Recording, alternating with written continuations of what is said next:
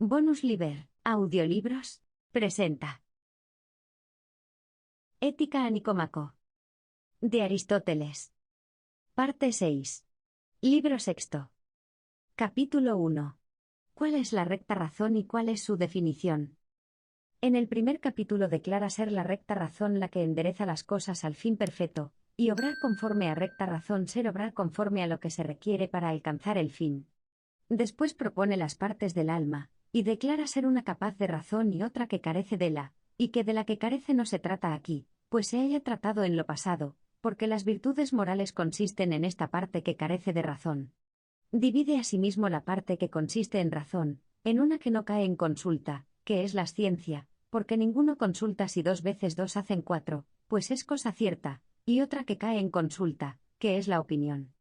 Estas dos partes del ánimo no son así partes como la pierna y brazo son del cuerpo, pues siendo el ánimo espíritu, no tiene cantidad ni partes de esa manera, sino que son dos facultades suyas, que se llaman partes por una manera de metáfora. Pero por cuanto habemos dicho en lo pasado, que habemos de elegir el medio, y no el exceso ni el defecto, y el medio es aquel que la recta razón dicta, conviene que lo dividamos esto. Porque en todos los hábitos de que arriba se ha tratado, hay alguna cosa puesta como por fin y blanco como en todas las demás, al cual, teniendo ojo el que tiene la razón, tira o afloja. Hay, pues, término en las medianías, que decimos que consisten entre el exceso y el defecto, y son regladas conforme a recta razón. Y el decir esto es decir verdad, aunque no se pueda dar la demostración de ello. Porque en las demás consideraciones, de que tenemos ciencia, es verdad decir que no se ha de hacer ni mayor ejercicio ni menor, ni se ha de reposar más ni menos, sino que se ha de tomar el medio según que la recta razón aconsejare, porque con solo esto tener uno, no ternía más que saber.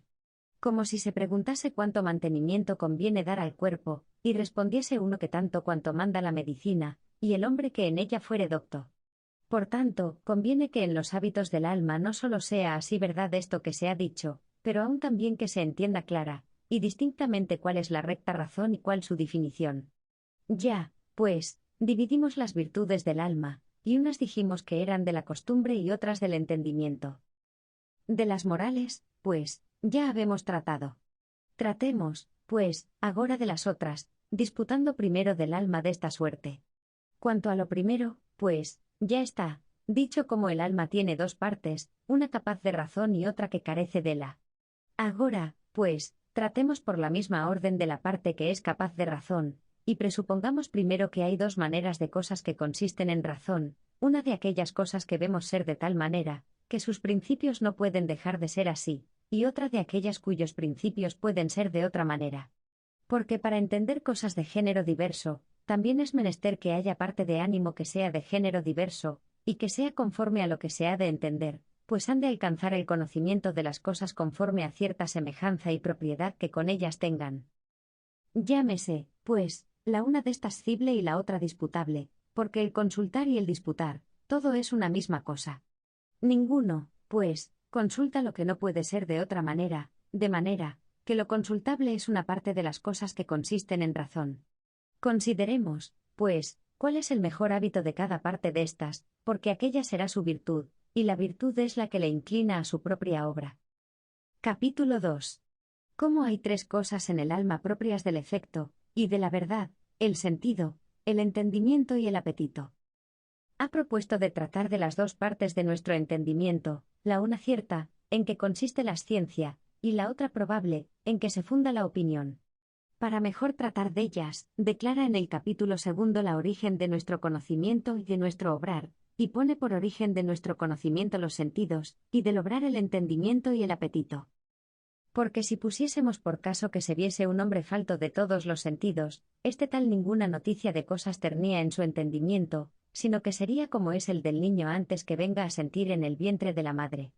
Y en el obrar, cada uno se mueve o según entiende o según apetece. Compara después el entendimiento con el apetito, y muestra que lo mismo que es en el entendimiento verdad, es en el apetito rectitud, y lo que allí es mentira, aquí es depravación. De dos sucede que, así como el entendimiento lo que tenía temerariamente por verdadero, tratándolo lo halla muchas veces falso, de la misma manera lo que sin consideración los hombres apetecen, alcanzado, desengaña y sale falso, y de aquí nace que nuestro apetito es tan inquieto, y que el consejo del hombre muy ejercitado en negocios es mejor que el del hombre mozo y poco experimentado, porque le ha burlado más veces su apetito y el suceso de las cosas. 3 cosas, pues, hay en el alma, que son la origen de un hecho y de la verdad: el sentido, el entendimiento, el apetito. De estas 3 cosas el sentido no es principio de hecho ninguno, lo cual se ve claramente en las fieras, las cuales, aunque tienen sentido, con todo eso ningún negocio tratan en común. Lo que es, pues, en el entendimiento la afirmación y negación, lo mismo es en el apetito el seguir y el rehusar. De manera que, pues la moral virtud es hábito escogido voluntariamente, y la elección voluntaria es apetito puesto en consulta, colígese de aquí que la razón ha de ser verdadera, y el apetito y deseo recto, si la elección ha de ser buena, y que de los dos la razón ha de ser cosa que se pueda decir, y el deseo cosa que se pueda seguir. Este, pues, es el entendimiento y la verdad activa. Porque en la verdad que solamente es contemplativa, y no sirve para hacer ni tractar cosa ninguna, el decirse como eso al revés, es su verdad o su mentira, porque este es el oficio de todo entendimiento. Pero la verdad de lo que se entiende para haberse de poner por obra, ha de ser conforme al recto y buen deseo. Es, pues, la elección el principio del hecho, de la cual procede también el movimiento, mas no el fin por que se hace. Pero el principio de la elección es el apetito o deseo, y la razón que por causa de otra cosa se da, de manera que nunca hay elección sin entendimiento y aprensión, ni tampoco sin moral deseo. Porque ni el negociar bien ni el negociar mal en cualquier hecho no puede acaecer sin entendimiento y costumbre. Aunque este entendimiento ninguna cosa mueve sino la que a otro fin se encamina, y es activo, porque este es el que gobierna a la que obra, porque cualquier que obra, obra por fin alguno, ni es jamás lo que se obra el último y absoluto fin, sino particularmente de algo, y en respecto de algo, pero es lo la obra que se hace, porque el bien negociar y tratar las cosas es el fin, y el deseo a éste se endereza. Y por esto se dice que o el entendimiento apetitivo o el apetito que se entiende es la elección. Y tal principio como este es el mismo hombre. Ninguna cosa, pues que ya haya pasado, cae en elección, como agora ninguno elige el haber tomado por armas a Troya, ni tampoco se consulta jamás de lo pasado, sino de lo porvenir y contingente, porque lo que ya es pasado, no puede ya dejar de haber sido. Y por eso dijo muy bien Agatón: a la potencia de Dios. Solo esto es defendido. El hacer que no haya sido. Lo que ya pasó entre nos. El oficio, pues, de ambas las dos partes del entendimiento es entender la verdad, y así aquellos hábitos son 2 virtudes de cada una de estas partes, en los cuales más verdad haya cada una de ellas. No entienda ninguno que es falta de la potencia de Dios lo que aquí dice Aristóteles. Porque no está la falta sino en la misma cosa, que contiene en sí repugnancia, y implica, como dicen los lógicos, contradicción, como estar uno juntamente vivo y muerto, sano y enfermo. Y el no poder hacer esto no es falta de potencia. Capítulo 3. De los 5 hábitos del entendimiento, y de las cosas de que se tiene ciencia, y de la misma ciencia. Comienza ya, después que ha declarado la origen y principio de nuestro entender y obrar, a tratar de los hábitos del entendimiento. Propone cómo son 5: arte, ciencia y prudencia, sabiduría, entendimiento. Trata primero, de la ciencia, declarando en qué género de cosas consiste. Comenzando, pues, como de nuevo, tratemos de estos hábitos del entendimiento. 5 son, pues, las cosas en las cuales, o afirmando o negando, dice nuestro ánimo verdad, arte, ciencia, sabiduría, entendimiento. Porque en las cosas que consisten en parecer y opinión, puede acaecer decir mentira. De aquí, pues, se colige qué cosa es la ciencia, si claramente queremos hablar, y no seguir semejanzas y metáforas. Porque todos tenemos por cierto que aquello que sabemos no puede ser de otra manera. Porque las cosas que de otra manera pueden ser, cuando están apartadas de nuestra vista, no sabemos si son así o si no. De manera que lo que se sabe es cosa que necesariamente sucede, y por la misma razón es cosa perpetua. Porque las cosas que necesariamente son, todas, generalmente hablando, son perpetuas, y todo lo que es perpetuo jamás nació ni pereció. A más de esto, toda ciencia parece que es apta para enseñar, y todo lo que se puede saber se puede aprender. Y toda ciencia, como dijimos ya en los libros analíticos, procede de cosas primeramente entendidas. Porque unas cosas se saben por inducción, y otras por discurso de razón. Lo que se sabe por inducción son los primeros principios, y las cosas muy comunes y universales. Pero el discurso de razón procede de la universal. Aquellas proposiciones, pues, de donde procede el discurso de razón o silogismo, son los principios, los cuales no se pueden probar por discurso de razón, sino sólo por enumeración de cosas singulares, que llaman inducción. De manera que la ciencia es un hábito demostrativo, con todos los demás arrequibes que propusimos en los libros analíticos. Cuando uno, pues, en alguna manera cree una cosa, cuyos principios le fueren declarados, entonces se dice que la sabe. Porque si no entiende los principios, más de veras se dirá que sabe accidentariamente la conclusión. De la ciencia, pues, de esta manera quede disputado. Esta materia, aunque aquí la pone Aristóteles, más es lógica que moral, como él mismo claramente lo confiesa. Y así, el que no fuere lógico, pase por ella ligeramente, como por cosa que para materia moral importa poco.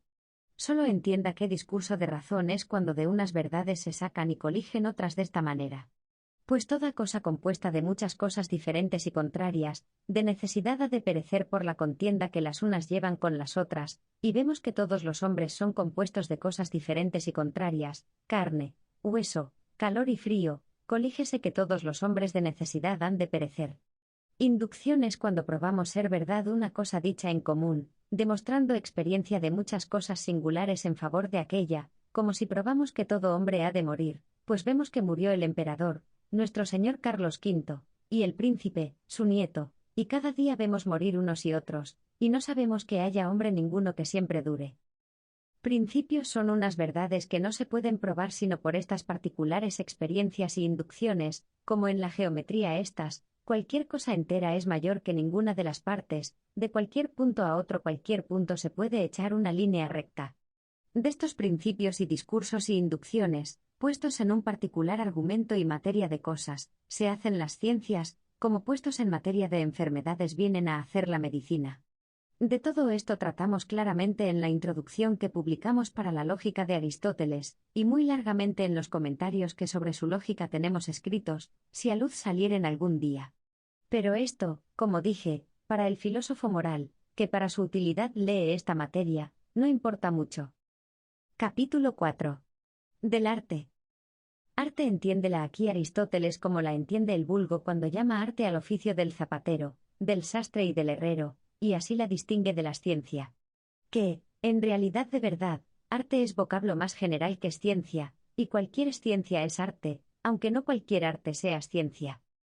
Hace dos maneras de artes, una, que consiste en solo el entendimiento, y obra con discurso de razón, como el arte de edificar o navegar, y otra, que está puesta toda en el obrar por sola la experiencia, como las artes que vulgarmente mecánicas llamamos. Siempre distingue Aristóteles el hacer y el obrar de esta manera, que el hacer lo atribuye a los ejercicios del entendimiento, y el obrar a las cosas de fuera. Así distinguen en griego pin y pratin, en nuestra lengua no se guarda tan al vivo esa distinción. En las cosas que pueden suceder de otra manera, hay algo que las puede hacer y poner por obra. El hacer, pues, y el obrar son cosas diferentes, como ya en nuestras vulgares disputas lo probamos. De manera, que el hábito que obra conforme a razón es diferente del que hace conforme a razón, ni debajo de si el un hábito al otro comprende. Porque ni el obrar es hacer, ni el hacer obrar. Porque la arquitectura una de las artes es, y un hábito que hace conforme a uso de razón, ni hay arte ninguna que no sea hábito que hace conforme a uso de razón, ni por el contrario cosa que hábito sea, que haga conforme a uso de razón, que no sea arte. De manera, que toda es una misma cosa arte, y hábito que conforme a verdadera razón hace. Toda arte, pues, se emplea, en hacer de nuevo alguna cosa, y en poner por orden y concierto, y considerar cómo se ha de hacer alguna cosa de las que no acaecen de necesidad, o en cómo ha de ser o dejar de ser, y cuyo principio está en mano del que las hace, y no en la cosa que se hace. Porque el arte no se ejercita en las cosas que necesariamente se hacen o suceden de necesidad, ni tampoco en las que por naturaleza, porque todas estas en sí mismas tienen su principio. Y, pues, el hacer y el obrar son cosas diferentes, de necesidad el arte ha de ser de lo que se hace y no de lo que se obra. Y, en cierta manera, la fortuna y el arte consisten en una misma manera de cosas, como Agatón dice. De la fortuna el amor. Requiere el arte tener. También ella ha menester. Que le dé arte favor. Es, pues, el arte, como ya está dicho, un hábito que hace conforme a verdadera razón, y la ignorancia de arte, por el contrario, es un hábito que en las cosas que pueden suceder de otra manera, hace conforme a razón falsa. Capítulo 5. De la prudencia.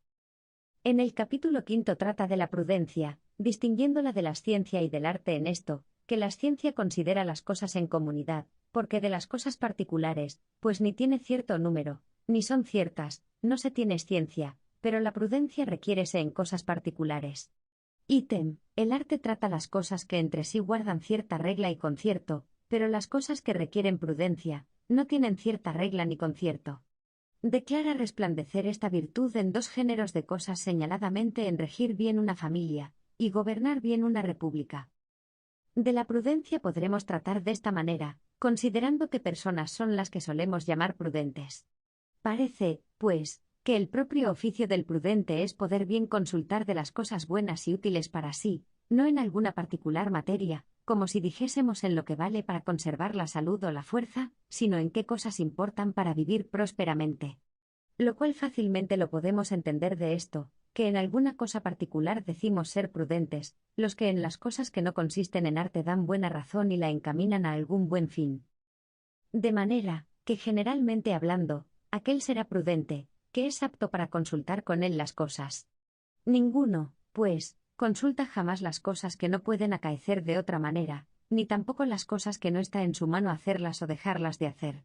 De manera, que, pues la ciencia se alcanza con demostración, y las cosas cuyos principios pueden ser de otra manera no tienen demostración, y no se puede consultar de las cosas que de necesidad suceden, colígese de aquí que la prudencia, ni es ciencia, ni tampoco arte. No es ciencia, porque aquello que trata puede suceder de otra manera, ni tampoco arte, porque el obrar y el hacer tienen los fines diferentes. Resta, pues, que la prudencia sea un hábito verdadero, y práctico que conforme a razón trata los bienes y males de los hombres. Porque el hacer tiene el fin diverso, pero el obrar no, porque el propio fin es el hacer bien aquella obra. Por eso a Pericles y a sus semejantes los juzgamos por prudentes, porque son personas suficientes para considerar lo que a sí mismos y a los demás hombres conviene. Tales como estos nos damos a entender que son los que rigen bien sus casas y la república, y por esto, a la prudencia la llamamos en griego sofrosine, que en aquella lengua quiere decir cosa que conserva el entendimiento, porque conserva tal o tal parecer. Porque lo aplacible y lo molesto no todo parecer pervierten, que este parecer, todo triángulo tiene tres ángulos iguales a dos rectos, o que no los tiene, no lo pervertirán, sino los pareceres que se dicen en el tratar de los negocios. Porque los principios de los negocios que se tratan es el fin por que se tratan, pero el que por contento o pesadumbre se destruye y gasta, no luego puede ver los principios, y así ni por consejo de este tal no conviene que se delibere ni trate cosa alguna, porque el vicio destruye los principios. De manera, que la prudencia de necesidad ha de ser hábito, que conforme a buena razón trata de los bienes y niales de los hombres. Pero el arte tiene alguna virtud, mas la prudencia no tiene, y en el arte, el que voluntariamente yerra, más perfecto es que el que por ignorancia, lo cual es al revés en la prudencia, así como en las virtudes. De dos se colige que la prudencia es una especie de virtud, y no arte. Siendo, pues, dos las partes de aquella porción del ánimo que es capaz de razón, la prudencia será virtud de aquella parte, que consiste en opinión, porque así la opinión como la prudencia consiste en las cosas que pueden suceder de otra manera. Pero no solamente es hábito conforme a razón, lo cual con esta señal se entiende, que el hábito conforme a razón puede admitir olvido, pero la prudencia no puede. Capítulo 6.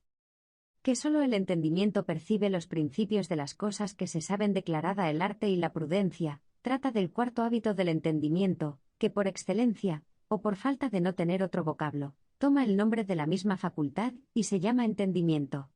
Este hábito, pues, es aquella natural luz con que nuestro entendimiento se conforma con las primeras verdades, que son los principios de las ciencias, los cuales, por ser principios y no tener medios con que probarse, y por ser una verdad clarísima, no tienen necesidad de otro sino de declarar qué significan aquellos vocablos, y declarado esto, el entendimiento, con su propia luz, sin argumento ni maestro, les da crédito. Como, Cualquier cosa entera es mayor que cualquiera de sus partes, declarado que es cosa entera, que son partes, lo cree luego nuestro entendimiento, ni está en su mano el dejarlo de tener por verdad más que del ojo percibir el color, si impedimento no le ponen. De tales principios como estos proceden las ciencias de las cosas. Pero por cuanto la ciencia es aprehensión de cosas generales y que proceden de necesidad, y las cosas que se demuestran y cualquiera ciencia tiene sus principios, pues procede la ciencia por discurso de razón, el entender los principios de la cosa que se demuestra, ni serás ciencia, ni tampoco arte, ni prudencia, porque toda cosa de que se tiene ciencia es demostrable, y las artes y prudencia consisten en cosas que pueden suceder de otra manera. Tampoco es sabiduría el conocimiento de los principios, porque es propio del sabio tener demostración de cada cosa. Pues si en las cosas que verdaderamente afirmamos ni jamás mentimos, ora consistan en lo que no puede ser, ora en lo que puede ser de otra manera, consisten la ciencia, la prudencia, la sabiduría, el entendimiento, y el conocimiento de los principios no puede ser de ninguno de estos tres, llamo tres la prudencia, la ciencia, la sabiduría, resta que haya de ser entendimiento. Capítulo 7. De la sabiduría. De los 5 hábitos del entendimiento, solo restaba por tratar de la sabiduría, de la cual trata en el capítulo presente, y demuestra que sabiduría es nombre de perfección, añadido sobre la ciencia y sobre el arte, y pruébalo por el común modo de hablar, pues decimos que uno es sabio pintor o entallador, cuando en aquella arte es muy acabado. En fin, concluye diciendo que la sabiduría consiste en entender muy bien los principios de las más graves cosas, y lo que de ellos se colige. En las artes, pues, atribuimos la sabiduría a los que en ellas son más acabados, y así decimos que Fidias es un escultor sabio y Policleto un sabio entallador, en lo cual no entendemos otra cosa por la sabiduría, sino la virtud y excelencia que tuvo cada uno de ellos en su arte. También juzgamos a otros por sabios, así común y generalmente, y no en cosa alguna particular, como Homero escribe de Margites. A este ni los dioses lo hicieron sabio en cavar, ni en culturar la tierra, ni otro saber alguno concedieron. De dos se colige que la más perfecta ciencia de todas es la sabiduría. Conviene, pues, que el sabio no solamente entienda lo que de los principios se colige, pero que aun los mismos principios los tenga muy bien entendidos, y la verdad que tienen. De manera que el entendimiento y la ciencia juntos harán la sabiduría, y la ciencia de las más preciosas cosas será como cabeza de la sabiduría. Porque parece cosa del todo ajena de razón que uno tenga a la disciplina de la república, y a la prudencia por la cosa de mayor virtud, sin que el hombre sea la cosa mejor que haya en el mundo. Y si lo saludable y provechoso no es todo uno en los hombres y en los peces, y lo blanco y lo derecho siempre es todo uno, cosa cierta es que lo sabio todos dirán siempre que es uno, pero lo prudente diverso, porque aquello dirán ser prudente, que en cada cosa entiende qué es lo que le conviene, y a este tal le encomendarían las cosas. Y por esto de algunas fieras se dice bien que son prudentes, como de aquellas que parece que tienen facultad de pronosticar lo que para la conservación de su propia vida les conviene. Consta, pues, que no es todo una misma cosa la disciplina de república y la sabiduría. Porque si llaman sabiduría a la que considera las propias utilidades, seguirse a que hay muchas diferencias de sabiduría. Porque no es una ciencia la que considera todos los bienes de los animales, sino que cada bien tiene su particular ciencia, sino que queramos decir que todas cuantas cosas hay tienen una manera de medicina. Ni importaría nada que dijésemos que el hombre es el más principal de todos los animales, porque otras cosas hay que son de más divina naturaleza que no el hombre, como son estas tan ilustres de que el mundo está compuesto. Colígese, pues, de lo dicho claramente que la sabiduría es ciencia y entendimiento de las cosas, cuya naturaleza es del mayor precio y quilate. Y, por tanto, de Anaxágoras, y de Tales, y de otros varones semejantes, se dice que fueron sabios, pero no dijeran que eran prudentes, si vieran que lo que particularmente les convenía no lo entendían. De Tales, pues, como estos se dice que saben lo que es demasiado saber, y las cosas admirables, y dificultosas, y divinas, pero que no saben lo que les cumple, porque no procuran los humanos bienes ni intereses. Porque la prudencia consiste en cosas humanas, y en aquellas de que suelen los hombres consultar. Porque el más particular oficio del varón prudente decimos que es el aconsejar bien, y ninguno consulta jamás de las cosas que no pueden acaecer de otra manera, ni menos de las cosas que no tienen algún fin, que sea bien que pueda ponerse por obra. Y el que de veras ha de ser buen consejero, en lo que al hombre le es mejor, ha de ser hombre que, con discurso de buena razón, pueda conjeturar las cosas que se puedan hacer y poner por obra. Ni considera la prudencia las cosas generales solamente, sino que ha de entender también las particulares, pues es virtud de bien obrar, y las obras consisten en las cosas particulares. De aquí sucede que algunos que no entienden ciencia son más suficientes para tratar negocios que algunos que la saben, y en cualquier cosa los que tienen más experiencia. Porque si uno sabe así, comúnmente, que las carnes ligeras son de buena digestión y provechosas para el cuerpo, si no sabe qué carnes son ligeras, ninguna salud dará al cuerpo, pero el que entendiere que las carnes de las aves son ligeras y saludables, más salud le acarreará. Es, pues, la prudencia virtud de bien tratar negocios, y así conviene que tenga ambas a dos noticias o, sobre todo, la particular. Y en esto hay alguna parte que es como gobernadora de las otras. Capítulo 8. De las partes de la prudencia. Ya está entendida la diferencia que hay entre la ciencia y la prudencia, que aquella considera las cosas o contemplativas o activas así en común, pero la prudencia consiste en tratar bien los negocios en particular. Pues como todos los negocios, o sean comunes, o particulares, y los comunes sean sin comparación de mayor valor que los que a cada uno particularmente toca, Aristóteles, en el capítulo presente, propone las partes de la prudencia que son en los negocios particulares la disciplina de bien regir una casa, que se llama la economía, y en los comunes pone tres partes, la prudencia en hacer buenas y saludables leyes para el buen gobierno de todos, a quien en su lengua llaman homotesia, la prudencia en juzgar bien las causas, y contiendas que se ofrecen entre los ciudadanos, la cual parte se llama dicastice, que quiere decir judiciaria, la tercera, prudencia en el proveer las cosas tocantes al vivir y menesteres de la vida, la cual propiamente quedó con el nombre de disciplina de república. Estas tres partes bien regidas son las que conservan el estado de las ciudades, reinos y provincias, y las que las destruyen, no administradas como deben.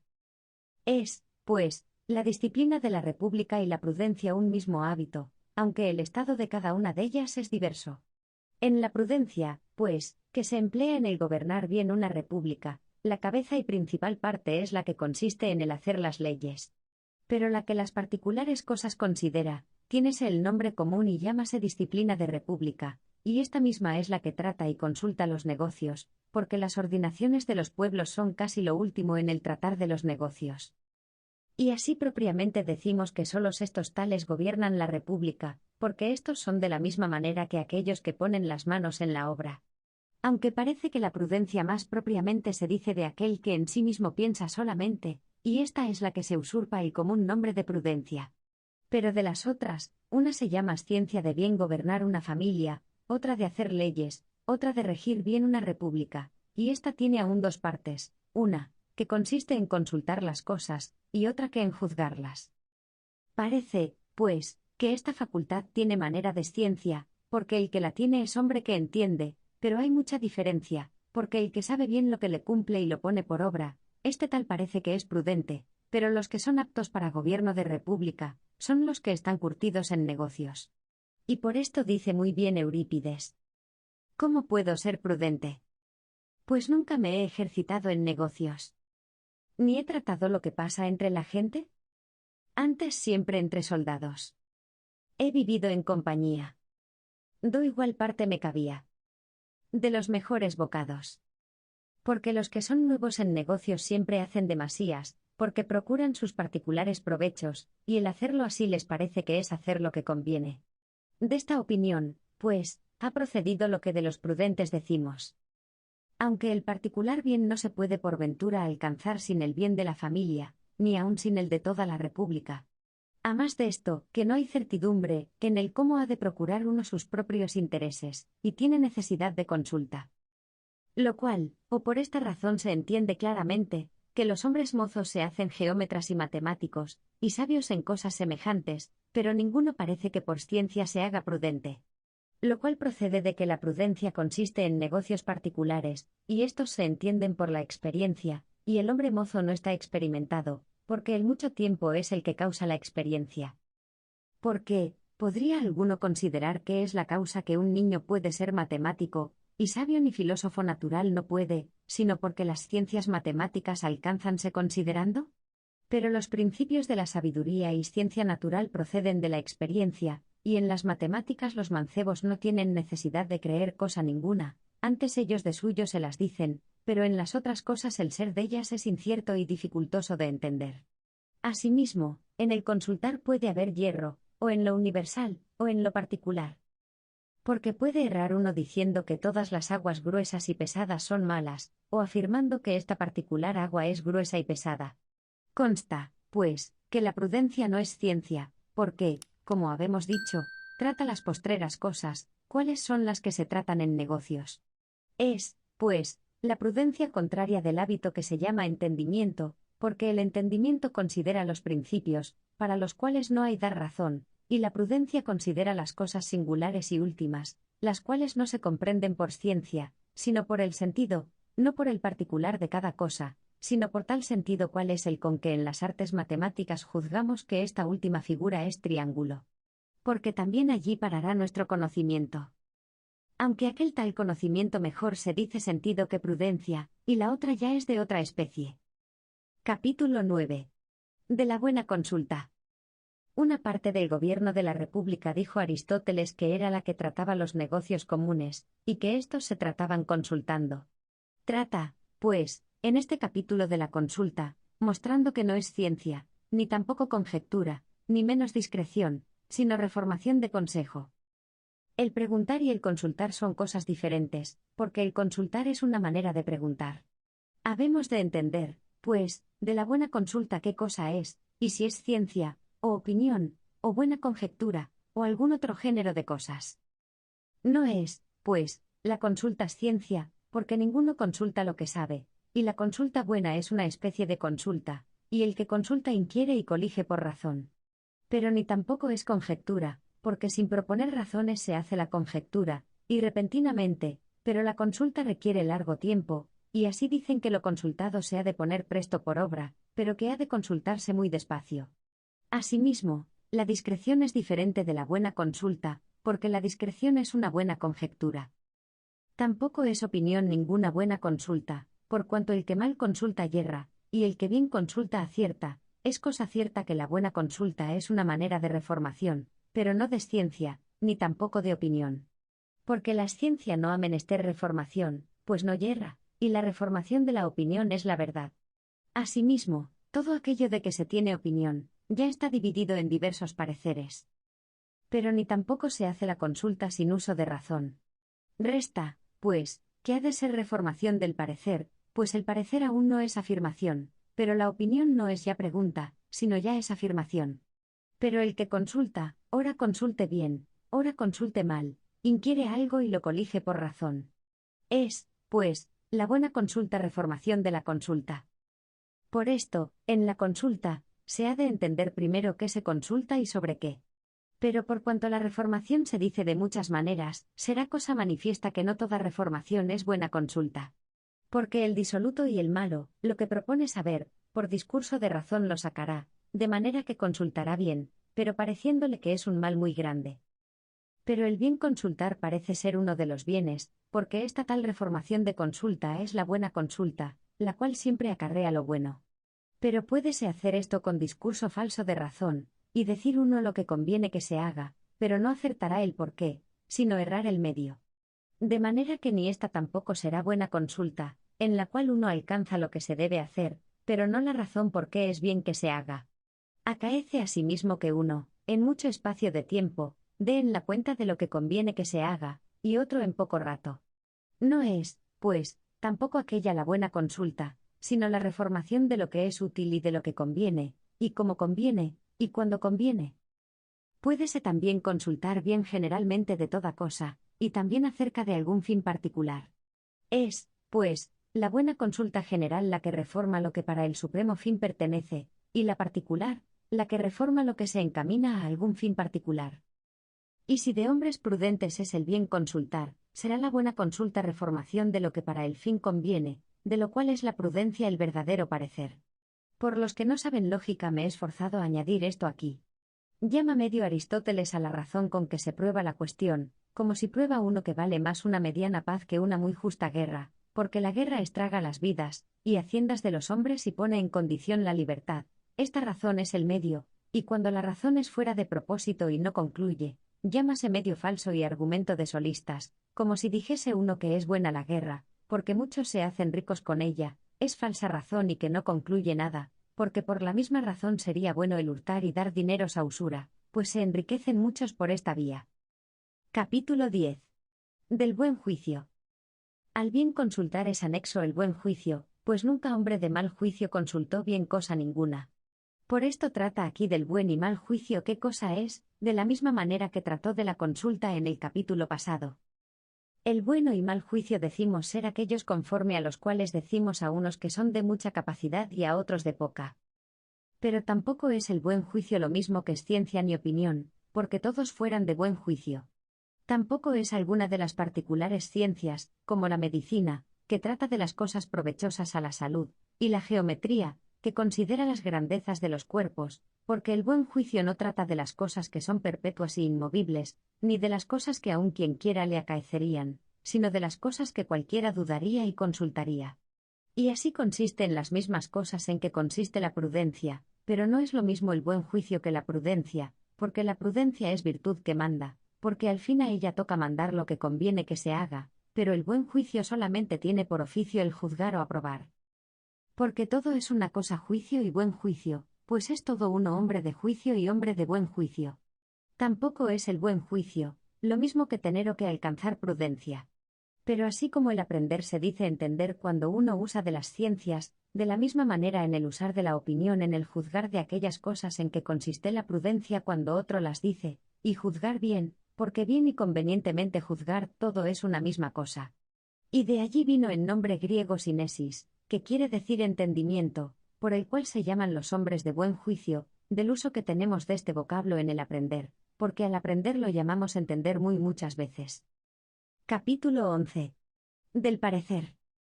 Si algún lugar hay dificultoso de vertir de griego en otra lengua, es el capítulo presente, no por la sentencia de lo que se trata, que esa es fácil de entender, sino por la propiedad del decir y de los vocablos, la cual, como es diferente en cada lengua, quitada de su lengua natural, parece disparate y cosa dicha fuera de propósito. El parecer, en griego, dícese nome, y la misericordia signome, pareciéndose mucho los vocablos. De esta paronomasia o semejanza de vocablos se aprovecha Aristóteles para probar que el buen parecer cuadra mucho al varón justo moderado. La cual sentencia, dicha en latín o en otra cualquier lengua, como no resplandece esta correspondencia de vocablos, parece fría y fuera de propósito. Por esto debe cualquiera que lee el libro de una en otra lengua vertido, especialmente de griego, donde los más de los vocablos tienen cierta derivación y etimología, perdonar esta falta, que es sin remedio, cuando en la propiedad del decir está el no poderse vertir con la misma propiedad de los vocablos. Declara, pues, qué cosa es el parecer, y cómo el buen parecer y grave sentencia cuadra mucho al varón moderado y benigno. Después muestra cómo tienen una inseparable amistad y compañía estos hábitos, sentencia, entendimiento, buen juicio, prudencia, y que donde uno mora moran todos. Aquello llamamos sentencia o parecer, conforme al cual decimos que algunos son hombres de buen parecer, y que tienen buen parecer, no es otra cosa sino un recto juicio de lo bueno moderado. Lo cual, se entenderá de que del hombre moderado decimos que es benigno y misericordioso, y que lo bueno moderado no es otra cosa sino tener misericordia y perdonar en las particulares cosas. Y la misericordia o perdón es el recto juez de lo moderado, y aquel es recto juez, que juzga conforme a la verdad. Todos estos hábitos, pues, conforme a buena razón van a un mismo fin encaminados, porque llamamos parecer y buen juicio, y prudencia, y entendimiento, atribuyendo a unos mismos el tener buen parecer y entendimiento, y el ser hombres prudentes y de buen juicio. Todas estas facultades, pues, consisten en las cosas extremas y particulares, y en el ser uno apto para juzgar de las cosas, en que consiste el ser uno prudente, de buen juicio, de buen parecer. Porque las cosas buenas moderadas son comunes a todo género de bienes, en cuanto a otros se refieren, y las cosas que se tratan en negocios, son cosas particulares y extremas, las cuales ha de tener entendidas el varón prudente, y en estas mismas consiste el buen juicio y parecer, y estas son las cosas últimas. Y el entendimiento a ambos extremos pertenece, pues así los términos primeros como los postreros se perciben con el hábito que llamamos entendimiento, y no por discurso de razón. Y aquella primera manera de entendimiento es propia de los principios de las demostraciones, que se hacen en las cosas que no pueden mudarse y son primeras, pero estotra consiste en los negocios y en las cosas últimas y contingentes, y también en una de las proposiciones, porque las cosas particulares son el principio de las proposiciones, por cuya causa la conclusión es verdadera, pues lo universal de las cosas particulares se colige, las cuales se han de percibir por el sentido, y este sentido es el entendimiento. Y así, estas cosas parecen naturales, pero ninguno es sabio naturalmente, aunque parecer, prudencia y entendimiento bien lo tiene naturalmente. Lo cual, con esta señal lo entenderemos, que tales cosas como estas las tenemos por anexas a la edad, y tal edad tiene entendimiento y parecer casi declarándose la natura ser causa de ello. Y por esto, el principio y el fin es el entendimiento, porque de estos dos entendimientos proceden las demostraciones y en ellos paran. Y así conviene dar crédito a los experimentados y más ancianos, y a los prudentes, en las proposiciones que no se pueden demostrar, no menos que a las mismas demostraciones, porque como tienen ojos de experiencia, ven bien los principios. ¿Qué cosa, pues, es la sabiduría y qué la prudencia, y en qué géneros de cosas consiste cada una de ellas, y cómo la una y la otra son virtudes de la otra parte del alma, ya está declarado? Aunque Aristóteles parece se declara harto en esto de llamar las cosas universales primeras, y las particulares postreras, todavía por unos que metodológica no saben, tiene necesidad de un poco de más declaración. Llama, pues, las cosas universales primeras, y las particulares postreras en cuanto al ser, pues como ya en los comentarios sobre Porfirio lo mostramos, no son cosas diversas lo universal y lo particular, sino solo en cuanto a nuestra consideración, ni es otra cesa universal sino los particulares debajo de una natural similitud considerados, y lo particular lo mismo considerado en uno solo, sino en cuanto al modo del proceder, que pasamos primero por las noticias generales de las cosas, y venimos al fin a parar en las particulares, como se ve claro en una consulta de médicos, donde primeramente consideran qué género de enfermedades, y después van particularizando hasta levantar resolución que es unta terciana pútrida que da pena a Sócrates en tal o tal hora, y que se ha de curar con este o con aquel remedio, y comiendo o bebiendo de este mantenimiento o de este vino o de aquel zumo. Y lo mismo es en cualquier género de cosas que se tratan en negocios. Por esto, pues, se llaman primeras las cosas universales, y postreras las particulares. Capítulo 12. ¿Para qué sirve la sabiduría y la prudencia? El último fin del hombre probó al principio Aristóteles ser la felicidad, y que todo lo que se había de tratar había de ir encaminado a este fin. Parece, pues, que se ha divertido a cosas fuera de este propósito, como es a tratar de estos hábitos del entendimiento, algunos de los cuales no sirven para negocios, sino que consisten en sola contemplación. Declara pues agora, qué conexión tiene esta materia con la parte moral, y dice que pues el varón felice ha de ser perfecto, y estos hábitos perfeccionan la parte del alma que es capaz de razón. Conviene también que se entiendan como las otras virtudes de la parte inferior que consisten en bien acostumbrarse. A más que, entendido esto, importa para mejor poner por obra los hábitos morales. Preguntar alguno por ventura, ¿qué provecho acarrean estos hábitos de que tratamos? Porque la sabiduría no considera cosas, de que felicidad ninguna al hombre le proceda, pues las cosas que trata ni nacen ni fenecen. Pues la prudencia, aunque tiene esto, ¿qué necesidad tenemos de la? Pues consiste en las cosas que al hombre le son justas y buenas, y estas mismas son las que el buen varón debe hacer, y con solo saberlas no nos hacemos más prontos en el ponerlas por la obra, pues son las virtudes hábitos, así como vemos que acaece en lo que toca a la salud y al tener buen hábito de cuerpo, lo cual no consiste en el tener hábitos sino en el obrarlo. Porque el ser uno médico o hábil en la lucha, no le hace más ejercitado y pronto para conservar la salud y buen hábito de cuerpo. Y si decimos que, lo que toca a la prudencia, no por los tales se ha de proponer, sino por los que se han de hacer, a lo menos a los que ya lo son no les importará nada, y aun a los que no lo son, pues será todo uno o tener ellos la prudencia o dejarse regir por los que la tienen. Porque bastarnos ha en lo que toca a esto lo que nos basta en lo que toca a la salud, en la cual, aunque holgamos de vivir sanos, no por eso aprendemos la medicina. A más de esto, parece cosa ajena de razón, que siendo la prudencia menos perfecta que la sabiduría, sea más poderosa que aquella, porque la que hace es la que manda y ordena en cada cosa. De esto, pues, habemos de tratar, porque esta es la primera duda que acerca de esto se propone. Primeramente, pues, habemos de decir que estas virtudes de necesidad han de ser por su propio valor escogidas y preciadas. Porque siendo las unas y las otras virtudes de las partes del alma, en cada una de la suya, aunque no sirviesen de nada, todas o cualesquiera de ellas son dignas de preciar. Cuanto más que sirven de algo, no tanto cuanto la medicina para alcanzar la salud, sino como la salud es parte para alcanzar buen hábito de cuerpo, así también la sabiduría para alcanzar la felicidad, porque siendo parte de la general virtud, con su posesión y obrar hace dichoso al que la alcanza. Asimismo, la obra se perfecciona conforme a la prudencia y a la moral virtud, porque la moral virtud propone el fin perfecto, y la prudencia los medios que para alcanzarlo se requieren. Pero la cuarta parte del alma, que es la que toca al mantenimiento, no tiene tal virtud como esta, porque conforme a ella el alma ninguna cosa hace ni deja de hacer. Pero cuanto a lo que se decía de que por la prudencia no nos hacemos más prontos para tratar las cosas buenas y justas, habémoslo de tomar un poco de más lejos, tomando este principio. Porque así como decimos que algunos que hacen cosas justas no son aún por eso justos, como son los que hacen las cosas que están por leyes ordenadas, pero o por fuerza, o por imprudencia, o por otra alguna causa, y no por respecto de ellas mismas, aunque hacen lo que conviene, y lo que debe hacer cualquier bueno, es pues necesario, según parece, para que uno sea bueno, que en el hacer de cada cosa esté de cierta manera dispuesto. Quiero decir, que las haga de su propia voluntad, y por solo respecto de ellas mismas. De manera, que la buena y recta elección hace la virtud, pero lo que para alcanzar aquella se ha de hacer, no toca a la virtud tratarlo, sino a otra facultad. Estas cosas, pues, habemos de tratar, dándolas a entender más claramente.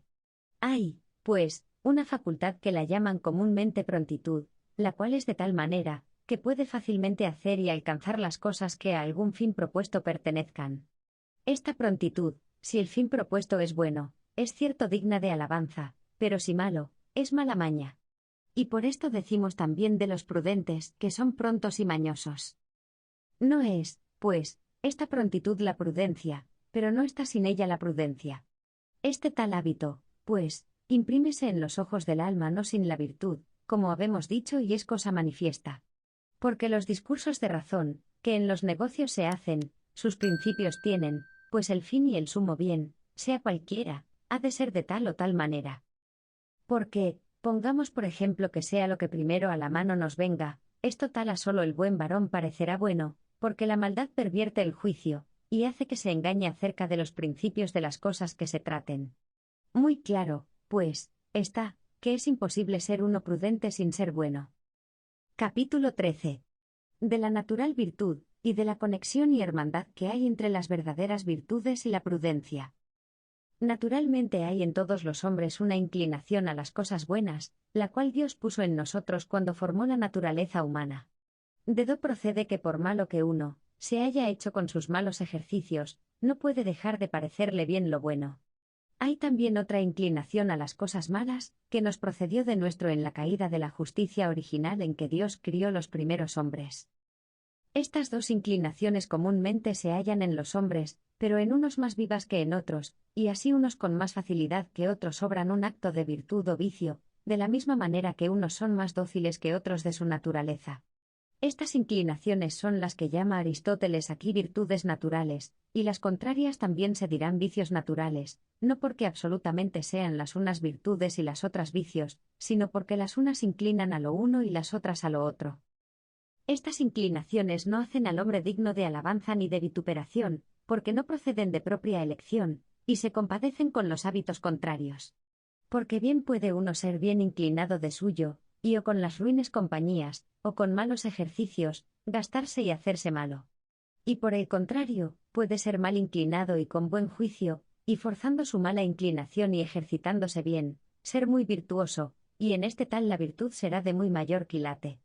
Como se lee de Sócrates, que Zopiro, uno que se le entendía de fisiognomía, dijo que era mujeriego y que tenía otras muchas faltas, siendo un hombre de vida perfectísima, y él confesó tener aquellas inclinaciones naturales, pero que las había adormecido con los contrarios ejercicios. Y esto es lo que dicen comúnmente, que el sabio tiene más poder que las estrellas, de estas, pues, trata en este capítulo Aristóteles, y de la diferencia que hay de ellas a las que son hábitos. Otra vez, pues, habemos de tornar a tratar de la virtud. Porque la virtud casi sea de la misma manera que la prudencia sea con la prontitud, que no es lo mismo, pero parécele mucho. De la misma manera, pues, sea la natural virtud con la que lo es propiamente, porque en todos los hombres parece que, naturalmente, en alguna manera cada un hábito consiste. Porque ya, desde nuestro nacimiento, parece que tenemos una manera de justicia, de templanza y fortaleza, y de los demás géneros de hábitos, pero con todo eso inquirimos otro que sea propiamente bien, y que estas inclinaciones de otra manera consisten en nosotros, porque los hábitos naturales en los niños y aun en las fieras los hallamos, pero éstas sin entendimiento parecen perjudiciales. Lo cual en esto parece que se ve manifiestamente, que así como acaece en un cuerpo robusto, que sin ver nada se mueve, que por faltarle la vista de necesidad ha de dar gran caída, de la misma manera en el ánimo acaece. Pero si entendimiento alcanzare, es diferente en el obrar. Pero el hábito que a ésta le parece, será entonces propiamente virtud. De manera que, así como en la parte que consiste en opinión hay dos especies, prontitud y prudencia, de la misma manera en la parte moral hay otras dos, una que es virtud natural y otra que lo es propiamente, y esta que lo es propiamente no se alcanza sin prudencia, y por esto dicen que todas las virtudes son prudencias. Y así Sócrates en parte decía bien, y en parte erraba en tener por opinión que todas las virtudes eran prudencias, y acertaba en decir que no se alcanzaban sin prudencia. Lo cual se conoce en esto, que hoy día, todos cuando definen la virtud, añaden el hábito, y dicen a qué cosas conforme a razón recta pertenece, y la recta razón es la que juzga la prudencia.